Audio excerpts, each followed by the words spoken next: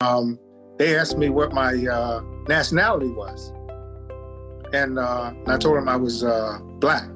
And just as I said it, this guy, African guy, was walking by, and they was like, "No, he's black." And I was like, "No, no, no." I said, "No, no, no. I'm African American." And they was like, "You're not African." I was like, "I didn't say African. I said African American." And all they could hear was African. And they were like, "You're not African." So I said, "All right, well, what would you say that I am?" You know what they said? They said, "We say that you're white."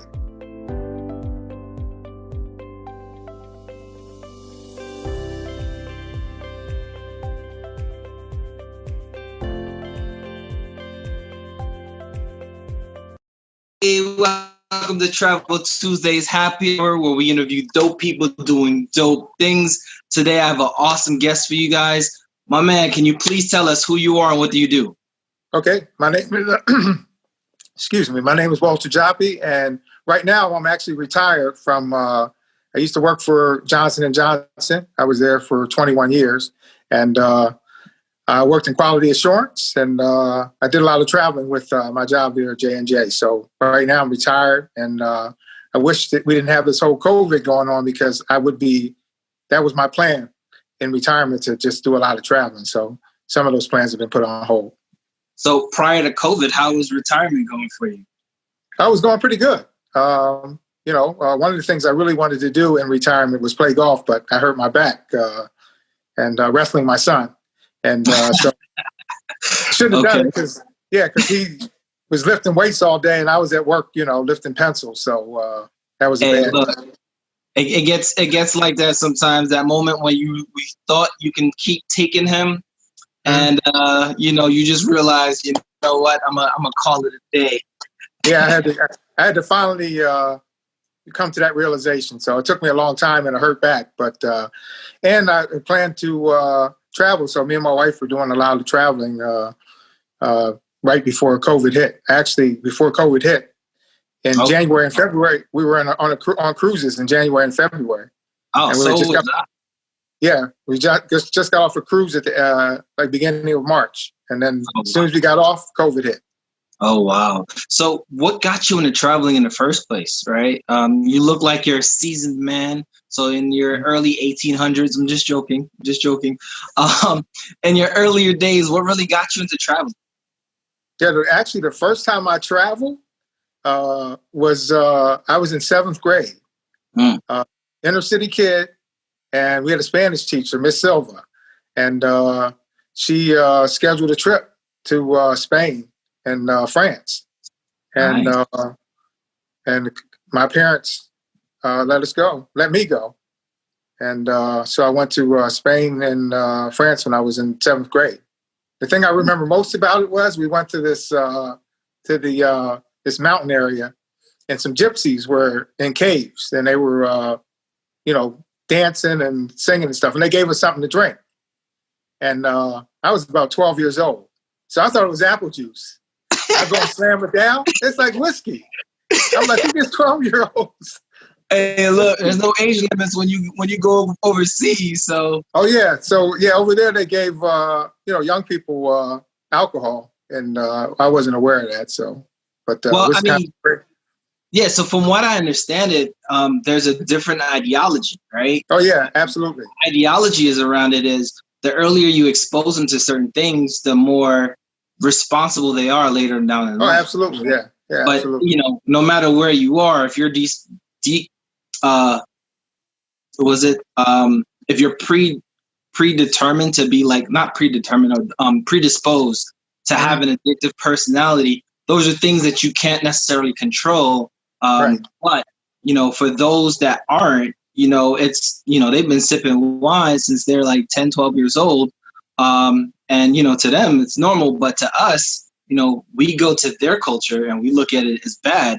But to them, they're like, y'all crazy. That's why y'all kids get drunk and sneak it. You know what I mean? Oh yeah. Oh, absolutely. Yeah. There was very out and open. They passed it around, and I spit it out, and my friend was like, "I'll take it." Okay. So I gave it to my friend. So you mentioned you was on a cruise from January and February. Where did you guys go? We went to Mexico. We We went to St. John's and St. Thomas another time. Nice, So, nice. Yeah, it was nice. Okay. Yeah, it was really nice. So in your travels since you said 7th grade? Yeah, 7th grade. And then when I was in 12th grade, I went on my first cruise. Oh, it was nice. a graduation gift. My grandmother ran trips through the church. And one of the trips she ran was a cruise. And so I was graduating from high school. And my dad gave it to me as a graduation gift. And so I went on a cruise to Bermuda. It was beautiful. So from then to now, what would you say was kind of your most memorable trip? Then till now? Yeah. One of my most memorable trips was a trip that I took to Indonesia. It was about 20 years ago, but I went to Indonesia. And what really struck me about it was one of the poorest places I've ever seen, but the people were very, very like happy, and they did jobs that were like, manual labor, seriously, almost like slave labor. And they seemed happy.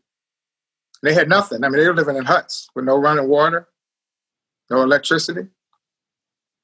And so what about the trip made it so memorable? I think it gave me an understanding of how much we have here, because I didn't know what poor was. Because I grew up in the inner city, so I thought I was poor growing up. But I saw poor like I've never seen. Where people are getting water out of a river that's like infested, and they're taking the water out, and that's the water they're going to use to clean with, eat with, and right across from it was people living in mansions right across the river. And the thing I was complaining about at the time, I was looking for a house, and me and my wife were looking for a house, and I was complaining about bathrooms. So the bathroom, not the first bathroom, the half bathroom, I don't like the wallpaper. And that's my biggest complaint. Wow. And so that trip really opened up my eyes to what poverty is and how privileged we are here in the U.S. It's not perfect. We got a lot of issues, with social justice and things like that. But it's still, we have a lot of stuff here that other people don't have. It's just crazy. Yeah, when you visit these countries, a lot of times, and to your point, my first trip was to Haiti as a child. And my parents weren't really ones with means. So, you think of Haiti, you think of like the poorest country in the world, but it's rich in culture. It's rich in love. But at the same time, like my dad had a house built, but we didn't have any running water or electricity. So to your point, I had family members getting water out the closest river just so that we could wash our hands with. And it was an interesting experience, a 6-year-old not being able to open up the fridge and grab a juice out the refrigerator. Right. It gave me a different perspective of life as a child. Like, it was kind of growing up a threat. If you don't do good in school, I'm going to send you to Haiti. You know what I mean? So it was pretty interesting. Oh yeah. You ask any Caribbean child, right, the biggest threat is I'm going to send you to your grandma in such and such name country here. But yeah, a lot of that sounds like it gave you a different perspective in life, right? It allowed you, like you said, you appreciated the little things that we have here. Even when I traveled to Europe, quite a bit, and they're like trying to get on in the evening or on the weekend, trying to get like some milk or something like that. Everything's closed early, and we're used to. I can go if I want to go grocery shopping at midnight or 2 a.m. I can do that here, but in Europe, everything closes I get back at 5 o'clock. Everything's closed. It's that work-life balance. They've somehow figured it out. Oh yeah, exactly. And if you don't have your stuff by 5 o'clock, shame on you. So with that said, what what makes you like desire to travel more and more? Because I mean, sounds like you guys, COVID kind of locked you down a little bit, in being able to do some traveling, you and your wife. You know, what keeps you guys excited outside of I ain't got to go to work no more because you are retired? Yeah, I just enjoy experiencing new places, different people, getting different perspectives on life. And like I said, like you were just describing, you go to Haiti. Um, you said you guys and didn't have running water and things like that, but everybody was happy. You know, and that's what I found when I was in Indonesia. The people were happy. So just going and getting different perspectives and just seeing different things. And the other thing I really like is getting out of this cold weather. As soon as the weather turns cold, I'm ready to go Caribbean right away, immediately. Okay. We did do a cruise to Europe as well. Okay. Not to Europe. We flew to Europe. Which one? We flew to Barcelona. We did Royal Caribbean. Ah, nice. Like Monaco. We went to, I don't even remember all the places we went, but we went to a couple places in Europe. We went to Rome was one place. Another place in Italy. I don't remember what it was, but we did that European cruise. It was very nice. The only thing about doing the cruise is you don't really get to see, because they show you kind of a port. Mm-hmm. You can do a tour or something like that, but that's about it. You're only there for a day, so you don't really get a chance to experience like if you go there. It's at least so I look at cruises as like a tasting board, right? Right, like, flavor, right? Yeah, for flavor. So like it's like a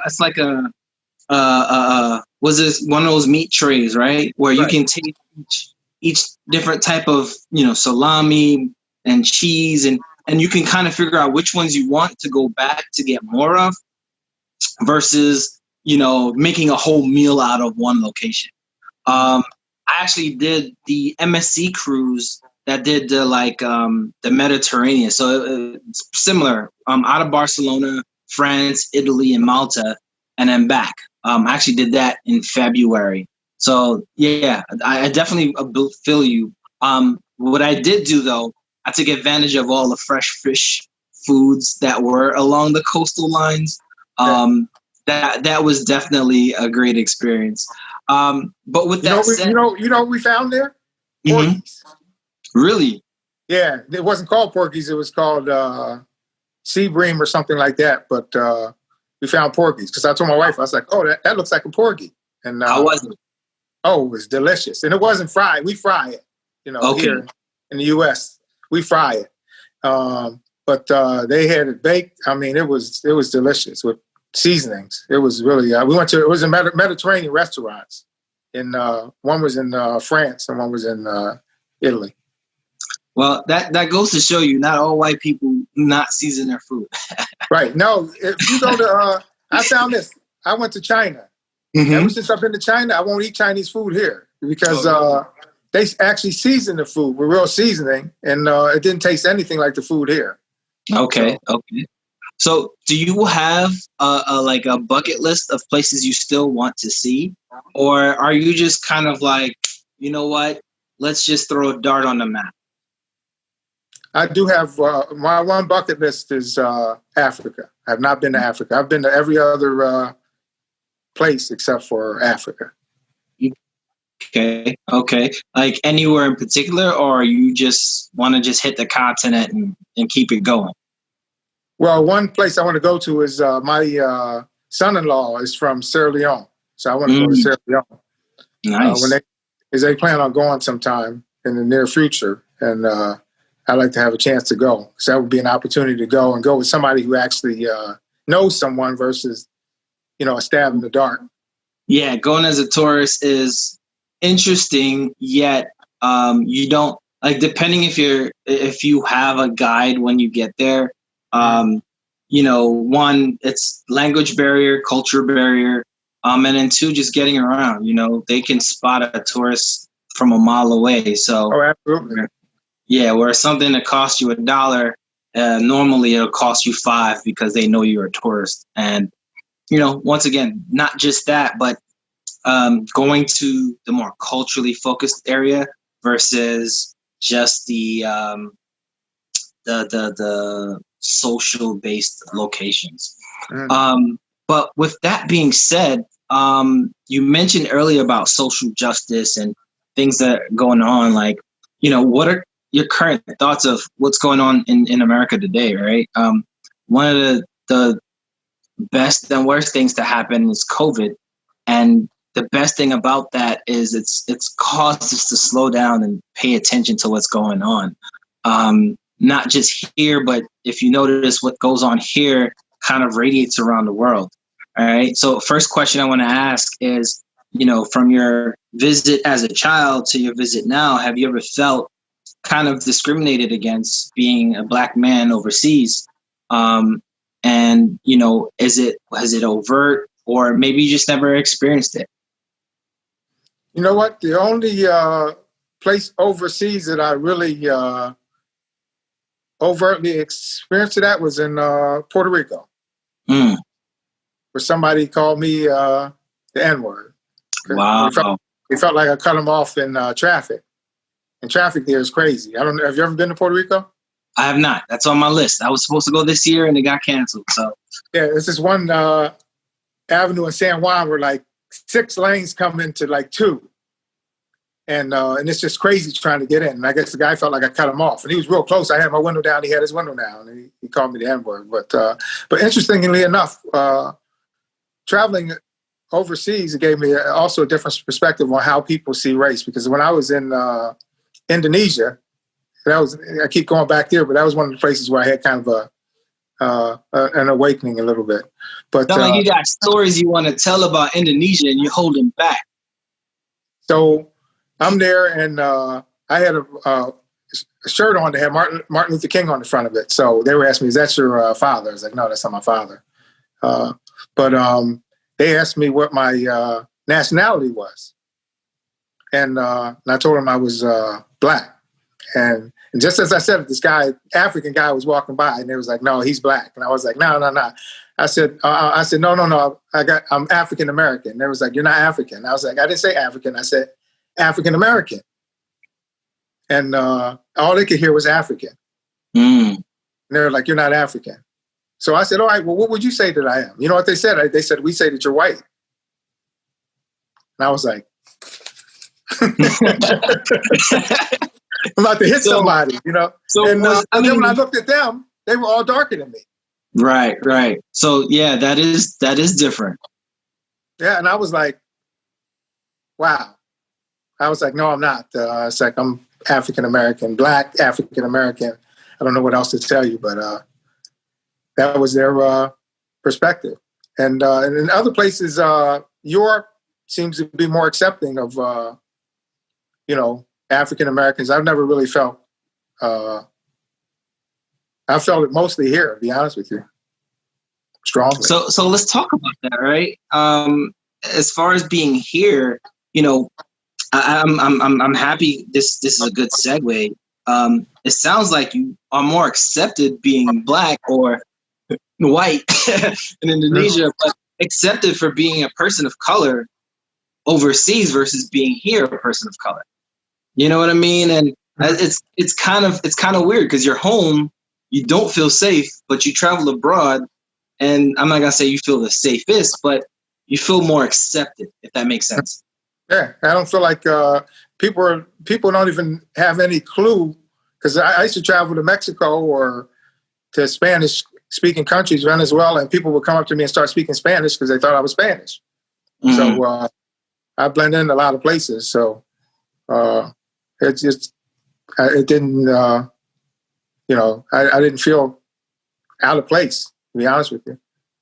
So, like I was saying earlier with COVID, like, what about the current times, the social tension, the racial tension today that you feel like made things so, lack of a better term, inflamed, right? Like it's been going on, but it's worse now because literally the world has no choice but to sit and watch.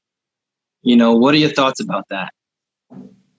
Well, one of my biggest challenges is I live in a neighborhood that has no diversity.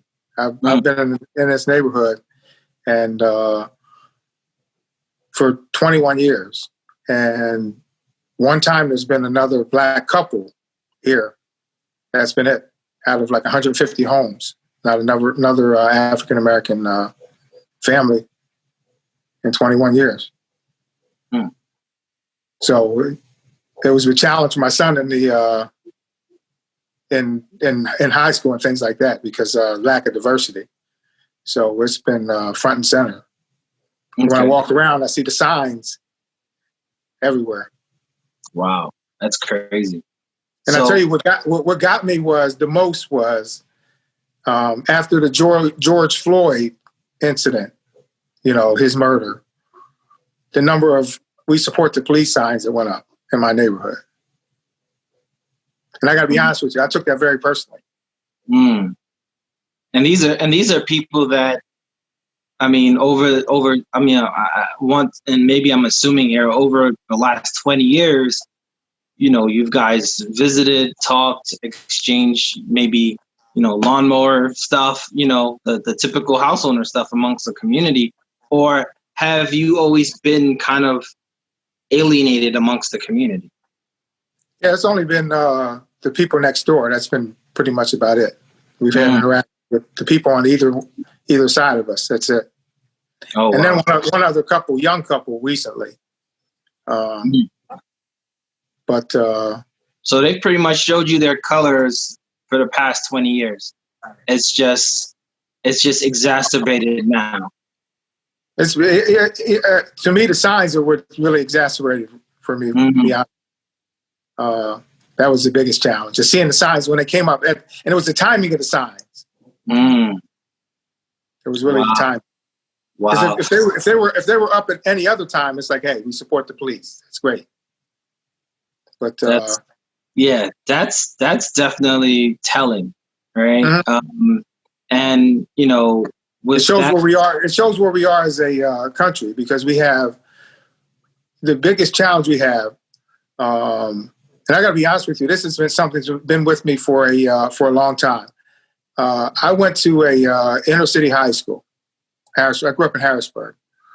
I went to inner city high school, and the program I was in, that's how I wound up going to Spain. I was in a program for basically for gifted kids, and the teachers took the kids that they thought were the smart or said were the smartest and put them in a group. But in a school that was 90% black, you know what that program was? It was 90% white.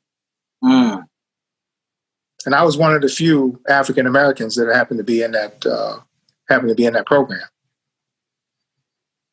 So wow. So the white kids in the school were getting a good education, and the black kids weren't. Very few were in that program and that's who they saw were smart. Because the people picked for that program were selected by the teachers, which our teachers were also predominantly white. That's also telling, right? Mm-hmm. And you mentioned earlier that like I said, to get to this point took us to sit down and settle down and pay attention. You mentioned Absolutely. You were just getting off of a cruise when COVID hit, right?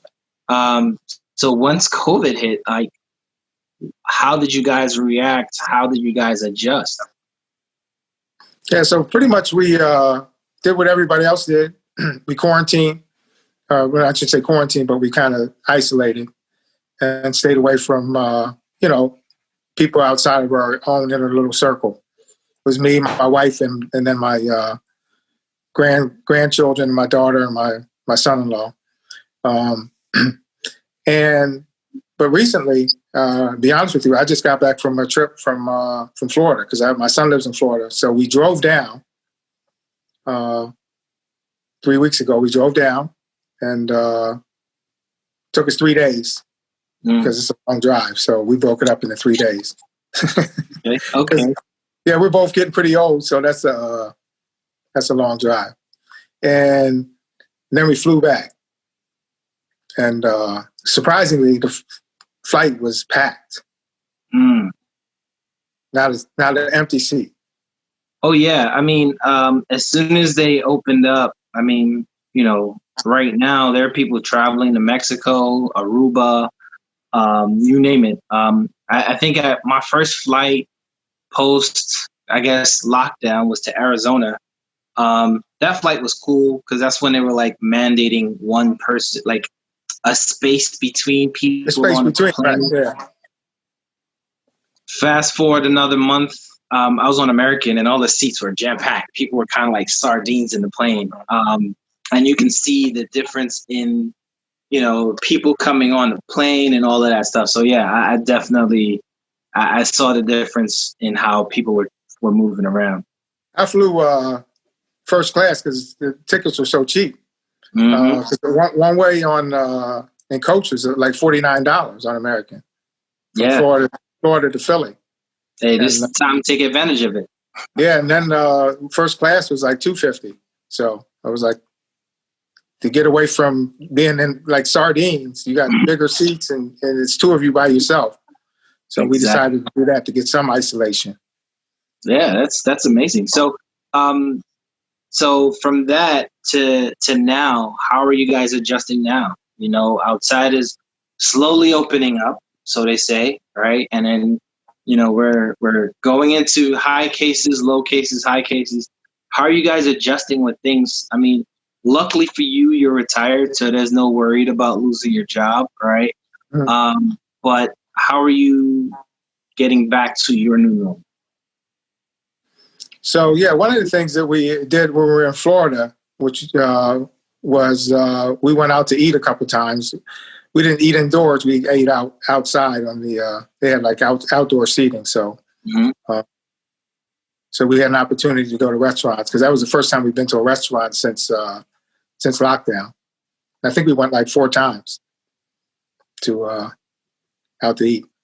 So and we plan to continue moving out forward as long as things don't get crazy. We're watching the numbers to see how things go. Obviously, and if things get crazy, we'll, isolate a little more. As long as things are moving in a good direction, keep moving forward. Because we have, I have a trip planned in probably January to go back to Florida. Nice. I can't stand the cold, man. Fort Lauderdale.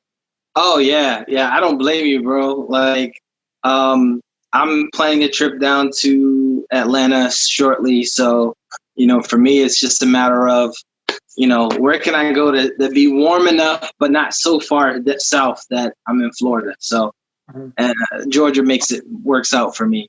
But you bring me to a good segue.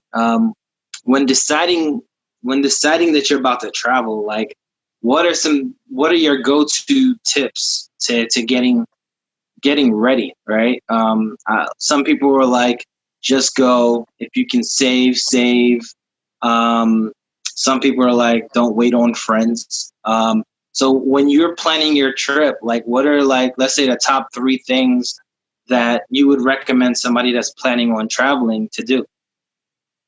Yeah, my first thing is I'm looking for deals because if I can get a good deal, like for example, flying $49 on a plane trip to Florida.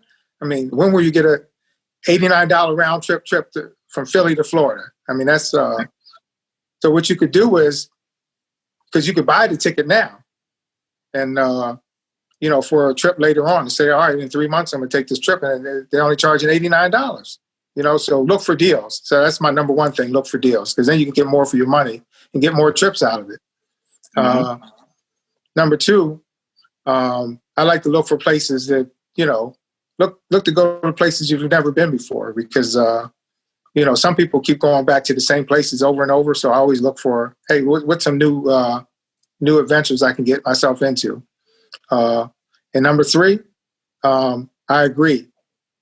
I don't wait on other people, because I waited for other people and, missed out on some beautiful trips. And if other people aren't ready, just go. We were doing a family cruise, and some people just weren't ready to cruise just before everything hit. but we're doing a big one for like a family reunion cruise. Mm-hmm. And some people were down and some people weren't. And it's like, okay, people that are down are going to go. And then maybe next time after everybody sees the fun that you had, then they'll want to join. They'll want to join in. Yep. They're gonna kick themselves like, oh man, y'all did that. Right. See, and that's why I capture the moments, because especially for when people like, oh, I can't afford it, I can't go. You're like, look, this is what you missed out on. Not to gloat, but I think a lot of times people see traveling more of a unrealistic to them, or unattainable, and that's when they kind of hold themselves back from being really able to experience traveling. But yeah, man. What is one place that you visited that you just said, I won't go back? I won't go back to. One place I really didn't like that much is Germany. And I just could not find a good meal in Germany. And I've been there I've been there 5 times. And okay. I mean, you couldn't do it a good brat, bratwurst. Everything is just heavy and nasty and gamey. They give you a menu, it's got ostrich and stuff like that on. It's like, yeah, I just want a hamburger. That's all I want. Give me a steak. And everything is very, very heavy. And they use, instead of butter, they use lard, like as a spread. And it's like, this is like my grandmother's old grease can. Hey, man, we got it from somewhere. That's for sure. Yeah. Well, I want to thank you very much for doing this. I hope it wasn't too much of a hassle. No, thank you for having me, man. I appreciate it. It gave me a chance to reminisce on some things, some kind of deep, others more light fare. So I appreciate it. Oh yeah, man. And that's what it's all about, is giving us, in a time of lockdown, giving us a chance to kind of reminisce on the good times that we've had, being able to travel, being able to be outside. And, I know you got more stories locked up in you, so I might have to come back. And pull some stories out of you. But that's good. you see, but with that said, once again, I do appreciate you jumping on and really taking the time out